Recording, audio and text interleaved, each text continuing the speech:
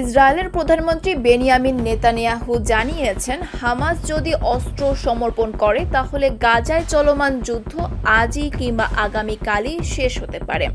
একই সঙ্গে তিনি আশা প্রকাশ করেছেন, কয়েকদিনের মধ্যেই হামাসের সঙ্গে একটি জিম্মি বিনিময়ের চুক্তি হতে পারে। সম্প্রতি যুক্তরাষ্ট্র সফর শেষে নিজ দেশে ফেরার আগে মার্কিন সংবাদ মাধ্যম নিউজ ম্যাক্সকে দেওয়া এক সাক্ষাৎকারে তিনি বলেন, আমি বিশ্বাস করি আমরা কয়েকদিনের মধ্যেই একটি সমঝোতায় পৌঁছাতে পারব।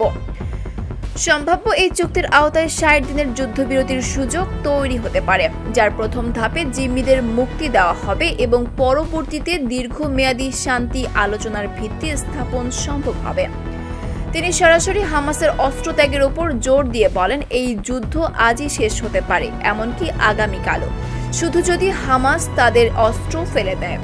আমাদের লক্ষ্য অযৌক্তিক নয়, আমরা হামাসকে পরাজিত করতে এবং জিম্মিদের ফিরিয়ে আনতে প্রতিশ্রুতিবদ্ধ।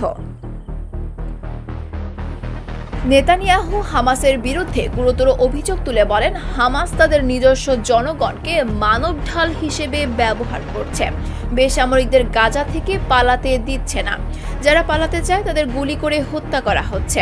তারা ইচ্ছাকৃতভাবে ইসরায়েলের ওপর দোষ চাপানোর চেষ্টা করছে, যেন আন্তর্জাতিক গণমাধ্যমে এমন ছবি উঠে আসে যে ইসরায়েল বেসামরিকদের হত্যা করছে।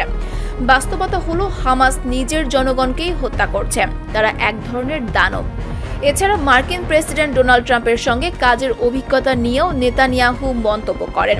তার ভাষায়, ট্রাম্পের সঙ্গে কাজ করাটা ছিল অসাধারণ। আমাদের দৃষ্টিভঙ্গি ছিল আগে শক্তি, তারপর শান্তি। উল্লেখ্য, ইসরায়েল ও হামাসের মধ্যকার চলমান সংঘাতে এখন পর্যন্ত হাজার হাজার মানুষ প্রাণ হারিয়েছেন।